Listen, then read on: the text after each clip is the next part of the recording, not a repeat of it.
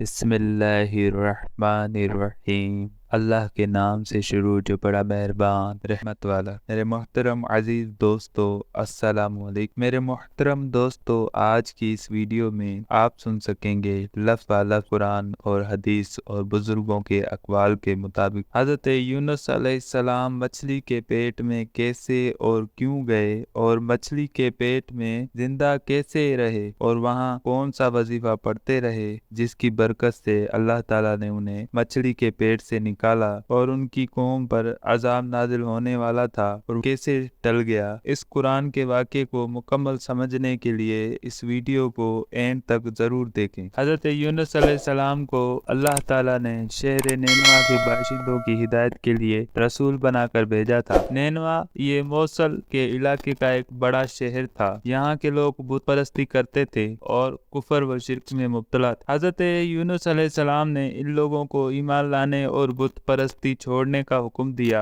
مگر ان لوگوں نے اپنی سرکشی اور تمرد کی وجہ سے اللہ عز و جل کے رسول علیہ السلام کو جھٹلا دیا اور ایمان لانے سے انکار کر دیا۔ حضرت یونس علیہ السلام نے انہیں خبر دی کہ تم لوگوں پر عنقریب عذاب آنے والا ہے۔ یہ سن کر شہر کے لوگوں نے آپس میں یہ مشورہ کیا کہ حضرت یونس علیہ السلام نے کبھی کوئی جھوٹی بات نہیں کہی ہے، اس لیے یہ دیکھو کہ اگر وہ رات کو اس شہر میں رہیں جب تو سمجھ لو کہ کوئی خطرہ نہیں ہے، اور اگر انہوں نے اس شہر میں رات نہ گزاری تو یقین کر لینا چاہیے کہ ضرور عذاب آئے گا۔ رات کو لوگوں نے یہ دیکھا کہ حضرت یونس علیہ السلام شہر سے باہر تشریف لے گئے، اور واقعی صبح ہوتے ہی عذاب کے آثار نظر آنے لگے کہ چاروں طرف سے کالی بدلیاں نمودار ہوئیں اور ہر طرف سے دھواں اٹھ کر شہر پر چھا گیا۔ یہ منظر دیکھ کر شہر کے باشندوں کو یقین ہو گیا کہ عذاب آنے والا ہی ہے، تو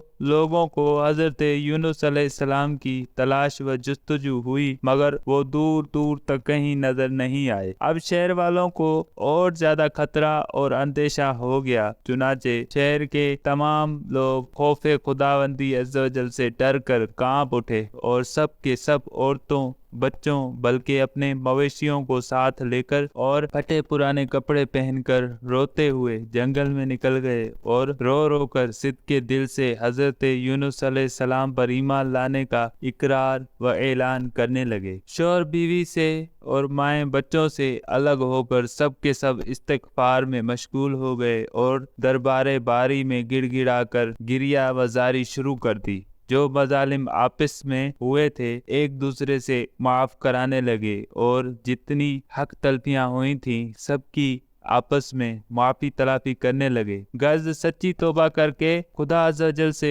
یہ عہد کر لیا کہ حضرت یونس علیہ السلام جو کچھ خدا کا پیغام لائے ہیں ہم اس پر صدقے دل سے ایمان لائے۔ اللہ تعالیٰ کو شہر والوں کی اس بے قراری اور مخلصانہ گریہ و زاری پر رحم آیا اور عذاب اٹھا لیا گیا۔ ناگہاں دھواں اور عذاب کی بدلیاں رفع ہو گئیں، اور تمام لوگ پھر شہر میں آ کر امن و چین کے ساتھ رہنے لگے۔ اس واقعے کو ذکر کرتے ہوئے خداوند قدوس نے قرآن مجید میں یوں ارشاد فرمایا ہے کہ پارہ نمبر 11 سورہ یونس آیت نمبر 98، ترجمہ کنز ایمان، تو ہوئی ہوتی نہ کوئی بستی کے ایمان لاتی تو اس کا ایمان کام آتا۔ ہاں، یونس کی قوم جب ایمان لائے ہم نے ان سے رسوائی کا عذاب دنیا کی زندگی میں ہٹا دیا اور ایک وقت تک انہیں برتنے دیا۔ میرے دوستو، مطلب یہ ہے کہ جب کسی قوم پر عذاب آ جاتا ہے تو عذاب آ جانے کے بعد ایمان لانا مفید نہیں ہوتا، مگر حضرت یونس علیہ السلام کی قوم پر عذاب کی بدلیاں آ جانے کے بعد بھی جب وہ لوگ ایمان لائے تو ان سے عذاب اٹھا لیا گیا۔ عذاب ٹلنے کی کون سی دعائیں ہوتی ہیں؟ طبرانی شریف کی روایت ہے کہ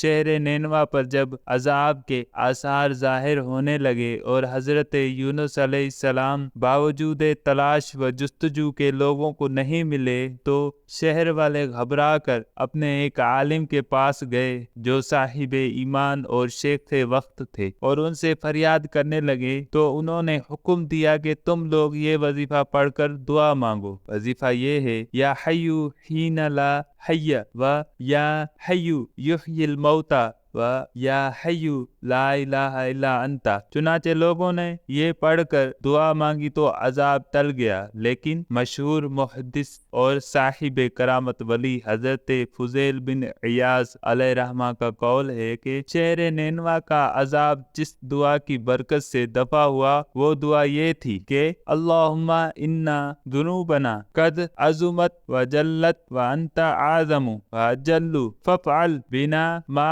انت اہلہ ولا تفعل بنا ما نحن اہلہ۔ بہرحال عذاب ٹل جانے کے بعد جب حضرت یونس علیہ السلام شہر کے قریب آئے تو آپ نے شہر میں عذاب کا کوئی اثر نہیں دیکھا۔ لوگوں نے عرض کیا کہ آپ اپنی قوم میں تشریف لے جائیے، تو آپ نے فرمایا کہ کس طرح اپنی قوم میں جا سکتا ہوں؟ میں تو ان لوگوں کو عذاب کی خبر دے کر شہر سے نکل گیا تھا، مگر عذاب نہیں آیا، تو اب وہ لوگ مجھے جھوٹا سمجھ کر قتل کر دیں گے۔ آپ نے یہ فرما کر اور غصے میں بھر کر شہر سے پلٹ آئے اور ایک کشتی میں سوار ہو گئے۔ یہ کشتی جب بیچ سمندر میں پہنچی تو کھڑی ہو گئی۔ وہاں کے لوگوں کا یہ عقیدہ تھا کہ وہی کشتی سمندر میں کھڑی ہو جایا کرتی تھی جس کشتی میں کوئی بھاگا ہوا غلام سوار ہو جاتا ہے۔ چنانچہ کشتی والوں نے قرآن نکالا تو حضرت یونس علیہ السلام کا نام قرآن میں نکلا، تو کشتی والوں نے آپ کو سمندر میں پھینک دیا اور کشتی لے کر روانہ ہو گئے، اور فوراً ہی ایک مچھلی آپ کو نگل گئی، اور مچھلی کے پیٹ میں جہاں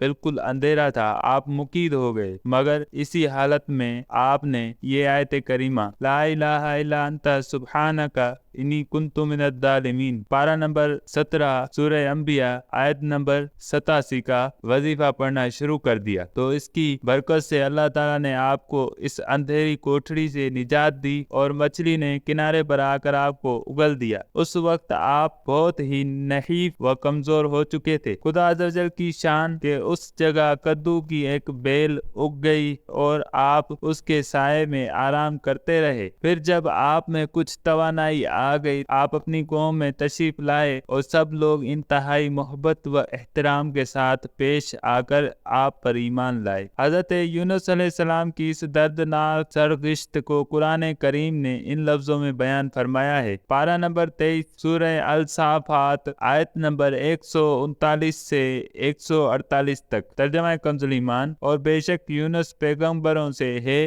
جبکہ بھری کشتی کی طرف نکل گیا تو قرع ڈالا تو دھکیلے ہوئوں میں ہوا، پھر اسے مچھلی نے نگل لیا، اور وہ اپنے آپ کو ملامت کرتا تھا، تو اگر وہ تسبیح کرنے والا نہ ہوتا ضرور اس کے پیٹ میں رہتا جس دن تک لوگ اٹھائے جائیں گے۔ پھر ہم نے اسے میدان میں ڈال دیا اور وہ بیمار تھا، اور ہم نے اس پر کدو کا پیڑ اگایا، اور ہم نے اسے 1,00,000 آدمیوں کی طرف بھیجا بلکہ زیادہ، تو وہ ایمان لے آئے تو ہم نے انہیں ایک وقت تک برتنے دیا۔ میرے دوستو، نینوا والوں کی سرگزشت سے یہ سبق ملتا ہے کہ جب کسی قوم پر کوئی بلا عذاب بن کر نازل ہو تو اس بلا سے نجات پانے کا یہی طریقہ ہے کہ لوگوں کو توبہ و استغفار میں مشغول ہو کر دعائیں مانگنی چاہیے۔ تو امید ہے کہ بندوں کی بے قراری اور ان کی گریہ وزاری پر ارحم الراحمین رحم فرما کر بلاؤں کے عذاب کو دفع فرما دے گا۔ حضرت یونس علیہ السلام کی دل ہلا دینے والی مصیبت اور مشکلات سے یہ ہدایت ملتی ہے کہ اللہ تعالیٰ اپنے خاص بندوں کو کس کس طرح امتحان میں ڈالتا ہے، لیکن جب بندے امتحان میں پڑھ کر صبر و استقامت کا دامن نہیں چھوڑتے